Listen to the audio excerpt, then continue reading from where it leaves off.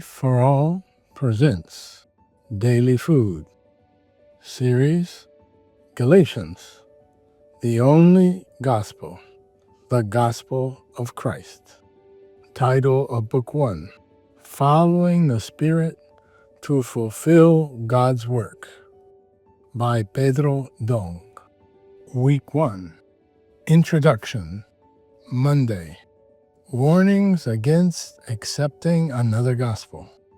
Read with prayer.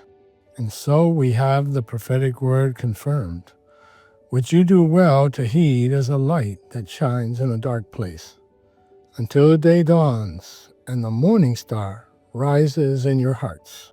2 Peter chapter 1, verse 19. In this series of messages, we will cover the book of Galatians. The content of this book is also related to what the Apostle Peter wrote in his epistles about the false teachers and scoffers of the word of the Lord, as well as his insistence on enabling the participants to remember the present truth, that is, the prophetic word, which brings security and direction, like a light that shines in a dark night, until the second coming of Christ. 2 Peter chapter 1, verse 19, and chapter 2, verse 1. The letter to the Galatians was written by Paul during his second ministerial journey, after having passed through Galatia and having arrived in Corinth, where he remained for a year and 6 months. He probably wrote the letter to the Galatians during this period. Galatia was a Roman province in Anatolia, present-day Turkey, where Paul preached the gospel on his first journey with Barnabas, after having passed through Antioch of Pisidia, Iconium, Lystra, and Derbe. This happened between the years AD 47 and AD 50. Upon returning to Antioch, Paul and Barnabas became aware of a situation that greatly concerned them. In the first verse of chapter 15 of Acts, we read, "And certain men came down from Judea and taught the brethren, unless you are circumcised according to the custom of Moses, you cannot be saved." This statement was very serious, grave, and totally erroneous because it imposed extra conditions for someone to be saved. They argued that for someone to be saved, in addition to believing in Jesus, there was one more condition: to be circumcised according to the custom of Moses.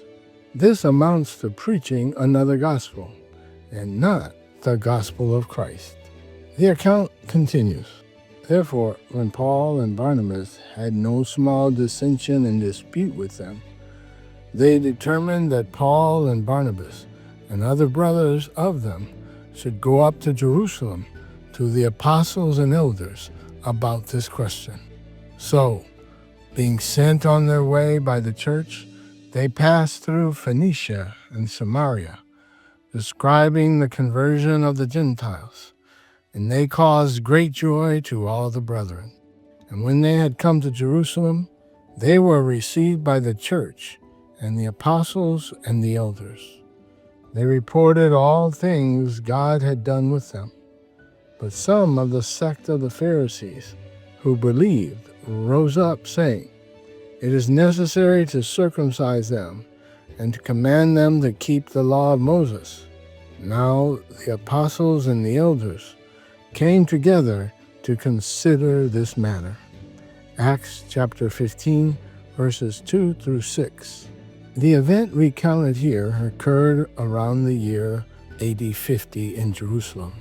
There was already a party of Jews who believed in the Lord, but who belonged to the sect of the Pharisees and defended circumcision. They began to add elements of Judaism to the faith by arguing that to be saved, it was not enough to have faith in Christ, but it was necessary to practice circumcision and observe the law of Moses.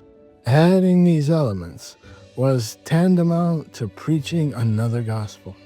This was a trap that Satan set for the church by using the ingrained tradition of the Jews. Let us be alert and not allow Satan to deceive us with another gospel.